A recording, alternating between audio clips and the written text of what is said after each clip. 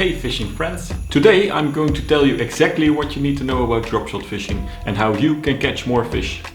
At first, there's a common misconception about the dropshot rig. A lot of people think it's only a finesse technique where you can use small baits and thin lines to fish for small fish. That is not true. This technique is super versatile and can be used in a wide variety of spots. With this rig, I've managed to catch a lot of big zanders and perches, like this one from a couple of months ago.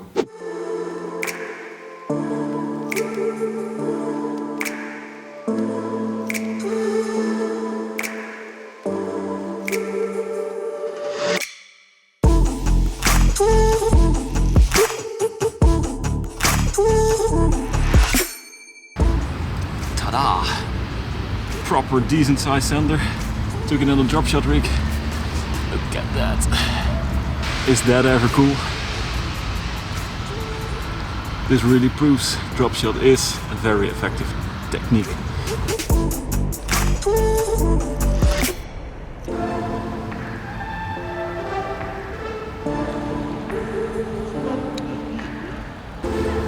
Perfect rig to catch fish like this. Let's put it back.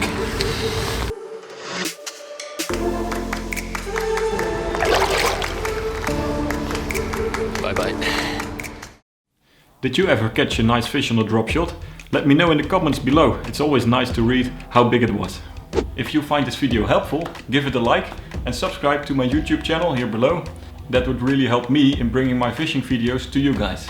So in this video I will cover all the basics of drop shot fishing. I will show you what you need to tie a drop shot rig. I will show you how to tie this drop shot rig. I will tell you how to fish with the drop shot rig and how you can adjust the rig to the conditions of the day. So practically what you need for this rig is just a weight, leader material. We normally use fluorocarbon in several different diameters. And of course, a bait you want to fish.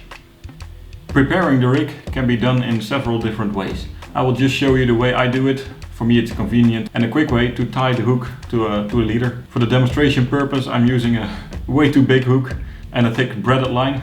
So you can see it clearly on the video, but normally it's of course a smaller hook with the fluorocarbon.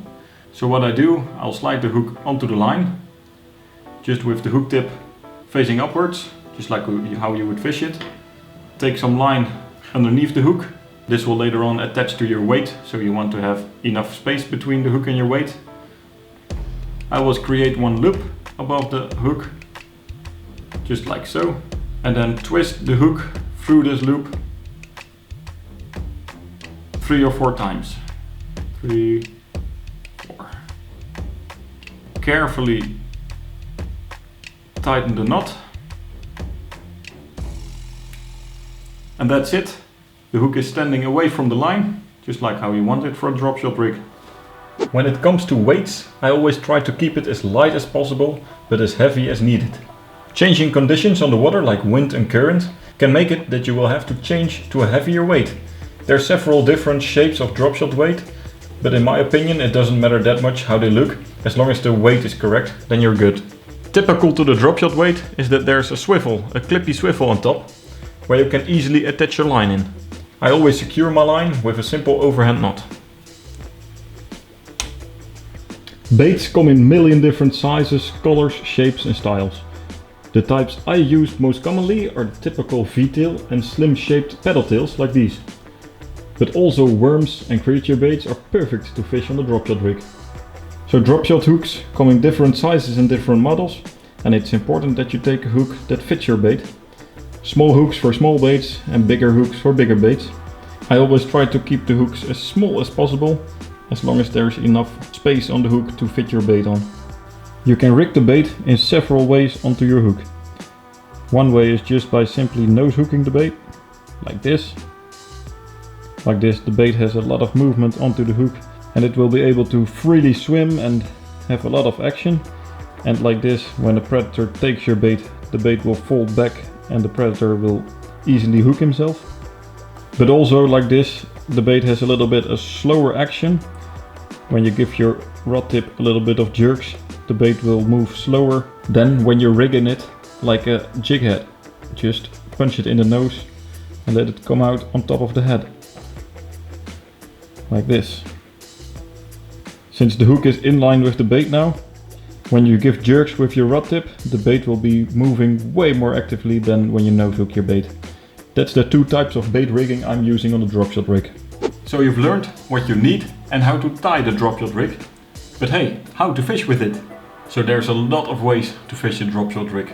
You can fish it vertically underneath your fishing boat or even as a dead rod in a rod holder. But I personally prefer to use it in a casting technique with a spinning rod. In the summer I'm fishing the dropshot rig relatively fast, but hey, I have the option to stop and really insist on a certain fishy place, like for example a bridge piler or structures on the bottom. In the winter I like to fish really slow. Sometimes I even let the weight stand on the bottom and just give it some gentle jerks so it swims on the same square meter. The main point is experiment. Experiment with your presentation. There's no right or wrong. Just try several different things and yeah, you will see yourself what will work on this day on this water.